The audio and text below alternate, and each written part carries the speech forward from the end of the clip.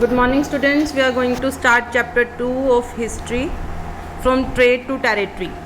In this chapter, we are talking about the how East India Company arrives in India and how they expand their territory, how their intentions change from trade to rule. तो इन सब के बारे में हम जो है वो discuss करेंगे. तो औरंगजेब जो था वो सबसे लास्ट पावरफुल मुग़ल रूलर था. मतलब not last but powerful last था. मीन्स इसके बाद जो भी मुग़ल रूलर्स हुए हैं वो इतने पावरफुल नहीं हुए हैं. तो अब इसमें क्या था कि जो औरंगजेब था उसके बाद कोई भी जो रूलर इतना स्ट्रॉन्ग नहीं हुआ. तो इस बात का जो बेनिफिट है वो कहीं ना कहीं ईस्ट इंडिया कंपनी को या फिर ब्रिटिशर्स को जो है वो मिला. तो अब इसमें क्या था कि हम बात कर रहे हैं जो ब्रिटिशर्स थे वो अप्रोक्सीमेट 1600 में जो हैं वो आए थे इंडिया में. लेकिन उससे पहले मैनी मुग़ल रूलर्स जो थे वो सूबेदार रहे. सूबेदार आप कह सकते हो कि उस टाइम के गवर्नर या चीफ मिनिस्टर, मतलब एक हायर पोस्ट थी उस एरिया की, तो उनके पास अथॉरिटी होती थी. बट क्योंकि मुग़ल रूलर्स की जो पावर है वो कम होती जा रही थी, तो वहाँ के जो लोकल अथॉरिटी थी उन्होंने किंग को ओवरपावर करना शुरू कर दिया. मींस उन्होंने किंग की नहीं सुनी, अपनी अपनी चलाने लग गए, जिसके कारण वेरियस किंगडम्स हो गई. तो वेरियस रूल्स हो गए, सबके अपने अपने रूल्स एंड रेगुलेशंस हो गए. तो इस बात का फ़ायदा कहीं ना कहीं ब्रिटिशर्स ने बहुत उठाया, क्योंकि सब लोग यूनाइटेड नहीं रहे थे अब. तो क्योंकि औरंगजेब ने बहुत बड़ा एरिया जो है वो अनेक्स कर लिया था, जिसके कारण एटलीस्ट एक बड़ा एरिया उसके पास था जिसमें सिमिलर रूल्स एंड रेगुलेशंस थे. तो एक यूनाइटेडनेस दिखती थी. बट अब क्योंकि वो पावरफुल रूलर ऊपर कोई नहीं रहा था, तो अब यूनाइटेडनेस नहीं थी. और जब भी कोई पावर ब्रेक होती है तो उसको तोड़ना बहुत आसान होता है, जिस बात का ईस्ट इंडिया कंपनी या फिर ब्रिटिशर्स ने बहुत फ़ायदा उठाया. तो इस चैप्टर में हम ये सब कुछ पढ़ेंगे कि कैसे ईस्ट इंडिया कंपनी ने यहाँ ट्रेड करना स्टार्ट करा, कैसे धीरे धीरे उनकी इंटेंशंस जो हैं वो चेंज होती गई.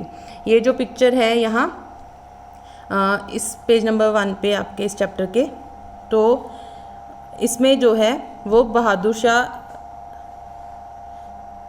शाह ज़फ़र के बारे में दिखाया गया है. मतलब ये इतना ओल्ड रूलर था और इतना वीक पड़ गया था कि अब इसको हराना ब्रिटिशर्स के लिए बहुत ज़्यादा आसान हो गया था. तो नेक्स्ट आते हैं हम, east India company comes east. East India company east में कैसे आई. तो पहले तो आप ये बात देख लीजिए कि ईस्ट वेस्ट क्या है. अब देखो यूँ तो हमारी अर्थ गोल है, ठीक है, राउंड है, तो आप किसी भी डायरेक्शन को ईस्ट वेस्ट दे सकते हो, ठीक है. बट अब देखो अगर इसको हम मैप को यहाँ से स्टार्ट करके इधर को एक्सपेंड कर दें तो ईस्ट कोई और बन जाएगा, ठीक है. बट इसमें क्या होता है कि जो थोड़े से सुपर पावर कंट्रीज़ थी, मतलब ये जो ईस्ट इंडिया कंपनी है ये यूरोप के ऑलमोस्ट इस पार्ट से आई थी, ठीक है. ये थोड़ा सा अफ्रीका भी आ गया, इसको दोबारा कर देते हैं. तो इस पार्ट से, ठीक है. तो ये लोग काफ़ी एडवांस थे. तो अब जब जिसके पास पावर होती है वो खुद को अपने आप को एक मतलब अपने आप को बेस बना लेता है. तो इन्होंने कहा कि यहाँ से मैप स्टार्ट हो रहा है और इधर इस तरफ जाएगा, तो इन्होंने खुद को वेस्ट कहा, तो हम भी उसको वेस्ट कहने लग गए.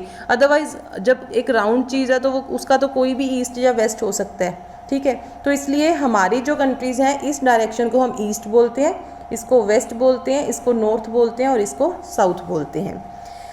तो हर चीज़ का ईस्ट वेस्ट नॉर्थ साउथ हम निकाल सकते हैं. तो इन्होंने अब क्या कहा कि हम ईस्ट की तरफ जाएंगे, इसीलिए अपनी इस कंपनी का नाम जो है वो ईस्ट इंडिया कंपनी रखा, ठीक है. तो इनकी कंपनी का नाम क्या था, ईस्ट इंडिया कंपनी. मतलब हम इंडिया में ईस्ट में जाके ट्रेड करेंगे. अब सबसे पहले क्या था, ये कोई ब्रिटिशर्स की कंपनी नहीं थी, ये एक प्राइवेट कंपनी थी, ठीक है. तो इस प्राइवेट कंपनी ने क्या किया, क्वीन एलिजाबेथ वन से परमिशन ली कि जैसे हमें कहीं जाना हो, हम अपनी गवर्नमेंट से परमिशन ले लेते हैं कि हमें वहाँ ट्रेड करने जाना है. तो इस कंपनी ने क्वीन एलिजाबेथ से परमिशन ली कि हमें इंडिया में जाके ट्रेड करना है. तो उनको वो परमिशन मिल गई और उनकी कंपनी का नाम था ईस्ट इंडिया कंपनी, ठीक है. अब उन्होंने एक्चुअली ये मतलब इससे पहले की भी स्टोरी है कि सबसे पहले तो वास्को डी गामा ने इंडिया को इन्वेंट करा. तो ब्रिटिशर्स आए कैसे थे, वो यहाँ से स्टार्ट होके पहले तो यहाँ रुक गए, ठीक है, साउथ अफ्रीका में. तो इसको हम केप ऑफ गुड होप भी बोलते हैं। और उसके बाद वो धीरे धीरे, क्योंकि उस टाइम पे सिर्फ सी रूट्स थे, तो ये सबसे पहले मद्रास के कालीकत में पहुँचे, यहाँ पे, ठीक है, केरल के कालीकत में, मद्रास में या कालीकत में, इस एरिया में पहुँचे, क्योंकि कोस्टल रूट था सिर्फ। तो यहाँ पे कोस्टल रूट के थ्रू ये सबसे पहले मद्रास या कालीकट में पहुँचे, फिर कोलकाता गए, फिर बॉम्बे, सूरत, इन एरियाज़ में पहुँचे। मतलब इनका एक्सेस जो है वो कोस्टल एरियाज़ में ही था स्टार्टिंग में, धीरे धीरे एक्सपेंशन होता गया। तो फिर अब इन्होंने क्या किया कि यहाँ के इंडिया के जो हैं स्पाइसेस और यहाँ का कॉटन, यहाँ का सिल्क बहुत फेमस था, वर्ल्ड फेमस था बहुत पुराने टाइम से। तो ये चीज़ लोगों को, ट्रेडर्स को बहुत अट्रैक्ट करती थी कि अगर हमें ट्रेड करना है तो इंडिया में जाके करना है, क्योंकि वहाँ से बहुत चीप रेट पे हमें जो है वो सामान मिल जाता है और वेस्टर्न वर्ल्ड में जाके बहुत महंगा जो है वो बिकता है। और उसमें मीन्स आप कह सकते हैं 600 टाइम्स जो है वो कई बार ट्रेडर्स को प्रॉफिट हो जाता था। तो जब किसी चीज़ में इतना बड़ा प्रॉफिट हो रहा है तो लोग तो वहाँ ट्रेड करने आएंगे ही। तो जैसे उन्होंने अपनी कंपनी इस्टेब्लिश की, मर्केंटाइल का मतलब समझ लीजिए, मर्केंटाइल कंपनी एक ऐसी कंपनी होती है जो बहुत चीप रेट में कोई चीज़ परचेज़ करती है और उसको फिर महंगा बेच के बीच में अपना अच्छा खासा प्रॉफिट मार्जिन जो है वो रख लेते हैं। एंड इनका मोटिव होता है कि हम अकेले ही ट्रेड करेंगे, अपने राइवल्स जो हैं मतलब उनकी जो अदर ट्रेडिंग कंपनीज़ हैं जो, उनको हम ख़त्म कर देंगे, ठीक है। तो इसके लिए बहुत सारी वॉर्स भी होती थी। मींस अगर किसी का शिप जा रहा है सामान से भरा हुआ, उसको लूट लेना समुंदर में, या मार देना लोगों को, बहुत लड़ाइयाँ होती थी ट्रेडिंग के पीछे। तो इस तरह से जो है वो ईस्ट इंडिया कंपनी इस्टेब्लिश होनी स्टार्ट हो गई, धीरे धीरे इंडिया में आनी शुरू हो गई। तो उसके बाद इंडिया में ईस्ट इंडिया कंपनी से भी पहले, मतलब ब्रिटिशर से भी पहले, पुर्तगीज़ एंड डच जो है वो आ चुके थे। अब ईस्ट इंडिया कंपनी तो है जो वो 1600 में आई थी, ठीक है, लेकिन पुर्तगीज़ जो है वो 1498 में आ गए थे। तो डच सबसे पहले इंडिया में आए थे और सबसे एंड में गए थे, लेकिन इन्होंने इतनी लूटपाट नहीं करी जैसे ब्रिटिशर्स ने करी, इसलिए ब्रिटिशर्स का इम्पैक्ट ज़्यादा रहा यहाँ पे। पुर्तगीज़ तो बहुत पहले आ गए थे और बहुत मतलब ट्रेड कर रहे थे, इनको अनेक्स करने का, लड़ाइयाँ करने का, राजाओं को मारने का ऐसा कोई इंटेंशन इनका कभी नहीं रहा था। तो डच हम किसको बोलते हैं? डच जो यूरोप में नीदरलैंड है, नीदरलैंड के लोगों को डच बोला जाता है, ठीक है। तो Dutch, Portuguese, British east India company से भी पहले जो है वो इंडिया में आ गए थे फॉर ट्रेड। ये सब लोग आए ट्रेड करने ही थे और इंडियन ओशन से होते हुए आए थे। उसके बाद क्या हुआ कि धीरे धीरे इन सब की आपस में लड़ाइयाँ भी होती रही, मतलब ब्रिटिशर्स और पुर्तगीज़ की भी लड़ाई हुई है, डच की भी लड़ाई हुई है, लेकिन अभी इस चैप्टर में जो है वो हम बात करेंगे सिर्फ अभी ईस्ट इंडिया कंपनी की। तो ईस्ट इंडिया कंपनी ने क्या किया, कालीकट में पहले पहुँचे और उसके बाद धीरे धीरे उन्होंने अपना जो रूल है वो बंगाल में ज़्यादा इस्टेब्लिश कर लिया, ठीक है। बंगाल उनको ज़्यादा, इसीलिए बंगाल उनको ज़्यादा अच्छा एरिया लग रहा था फॉर ट्रेडिंग, तो उन्होंने धीरे धीरे अपना वहाँ पे जो है वो फैक्ट्रीज इस्टेब्लिश कर ली। तो हुगली के बैंक के पास, ठीक है, हुगली के किनारे के पास। तो उसके बाद आता है कि इन्होंने एक जैसे राजा को गिफ्ट देके उसको अपने फेवर में कर लेते थे। तो उसके बाद उस राजा से अपने लिए एक ड्यूटी फ्री ट्रेड करने की कोशिश करते थे। ड्यूटी फ्री ट्रेड का मतलब है कि हमसे कोई टैक्स ना ले राजा। तो इस तरह से राजा को गिफ्ट्स देके उसको अपने फेवर में करके उससे अपना टैक्स माफ़ करवा लेते थे, जिससे कि वो स्मूथली जो है वो ट्रेड कर पाएँ, ठीक है। तो इस तरह से ये जो ब्रिटिशर्स का सारा गेम प्लान चलता था।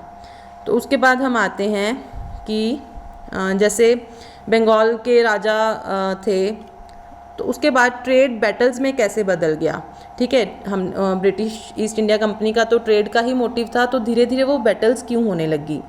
अब ब्रिटिशर्स को ये समझ आने लगा कि अगर हमें यहाँ ट्रेड करना है तो हमें थोड़ा सा स्ट्रॉन्ग होना पड़ेगा। तो उन्होंने क्या किया, अपनी ही जो है वो मिलिट्री बनानी शुरू कर दी, फोर्टिफाइड अपने फैक्ट्रीज़ बनानी शुरू कर दी। फोर्टिफाइड क्या होता है कि उन्होंने किलाबंदी स्टार्ट कर दी। किलाबंदी क्या होता है कि जहाँ पे भी उनकी फैक्ट्री थी वहाँ पे बड़ी बड़ी दीवारें करके अपनी ही आर्मी रखनी शुरू कर दी, और उस आर्मी से जो है वो अपने आप को सेव करते थे ताकि राजा का भी जो है कोई इम्पैक्ट उनके ऊपर ना हो। इन केस कभी राजा से भी कोई लड़ाई हो तो वो राजा को भी जो है वो हरा दें। तो इस तरह से राजाओं को प्रॉब्लम होने लगी कि ये तो अपनी ही आर्मी मेंटेन कर रहे हैं, अपना ही सारा सिस्टम बना रहे हैं। तो राजाओं को ऑब्जेक्शन होने लगी, और जैसे ही राजा को ऑब्जेक्शन होती तो इनके आपस में डिस्प्यूट्स होते। तो अगर तो ये डिस्प्यूट्स जो है वो बात करने से टैकल हो सकते थे तो कर लेते थे, नहीं तो फिर वहाँ पे लड़ाई होती थी। तो इसी तरह की लड़ाई जो है वो हम बात कर सकते हैं बैटल ऑफ प्लासी में। क्या हुआ था बैटल ऑफ प्लासी में? सबसे पहले अलीवर्दी खान था राजा, जो 1756 में जिसकी डेथ हो गई। उसके बाद सिराजुद्दौला आया। तो सिराजुद्दौला जो है अब ब्रिटिशर्स के हैंड में पपेट नहीं बनना चाहता था, ठीक है। तो उसने क्या कहा कि हम आपको ड्यूटी फ्री ट्रेड नहीं करने देंगे, आपको हमें टैक्स तो देना ही पड़ेगा। और दूसरे राजाओं से ब्रिटिशर्स क्या कहते थे कि टैक्स हम नहीं देंगे, बल्कि आप हमें ट्रेड करने के लिए थोड़ा पैसा दीजिए। तो ब्रिटिशर्स कुछ ऐसी डिमांड करते थे, लेकिन सिराजुद्दौला ऐसा मानने को तैयार नहीं था। उसको था कि आप हमें जो है वो टैक्स तो पे करेंगे ही। तो सिराजुद्दौला का जो आप कह सकते हैं सेनापति था मीर जाफ़र। तो ब्रिटिशर्स ने मीर जाफ़र को बैटल ऑफ प्लासी हुई इन दोनों के इसी बात के लिए, ब्रिटिशर्स और सिराजुद्दौला के बीच में। तो इन्होंने मीर जाफ़र को बोला कि अपने ही साइड कर लिया मीर जाफ़र को, और उसको बोला कि अगर लड़ाई होगी तो तू अपनी फोर्सेस लेके आना ही मत, ठीक है। तो अब मीर जाफ़र आया नहीं, लड़ाई में सिराजुद्दौला मारा गया। तो इन्होंने बदले में मीर जाफ़र को किंग बना दिया। अब जब किंग बन गया, क्योंकि ब्रिटिशर्स की हेल्प से बना है वो किंग, तो उसको ब्रिटिशर्स की बात तो माननी ही पड़ेगी। मीन्स वो एक तरह का पपेट किंग बन गया।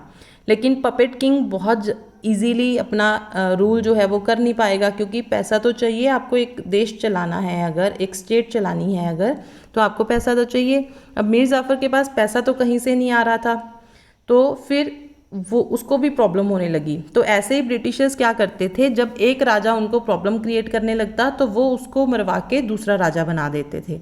तो इस तरह से वो अपना जो है वो रूल कर रहे थे। और ब्रिटिशर्स के में कौन था जो कमांड ले रहा था इन सब की? Robert Clive. तो रॉबर्ट क्लाइव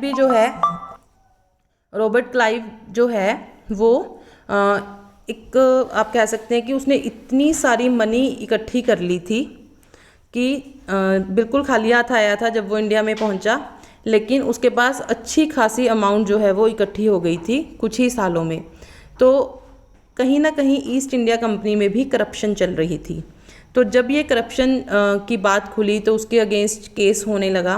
तो वो केस इतना बढ़ गया, मतलब उसके ऊपर करप्शन के, रॉबर्ट क्लाइव के ऊपर इतने बड़े करप्शन के चार्जेस लग गए कि उसने एंड में खुद ही सुसाइड कर लिया था।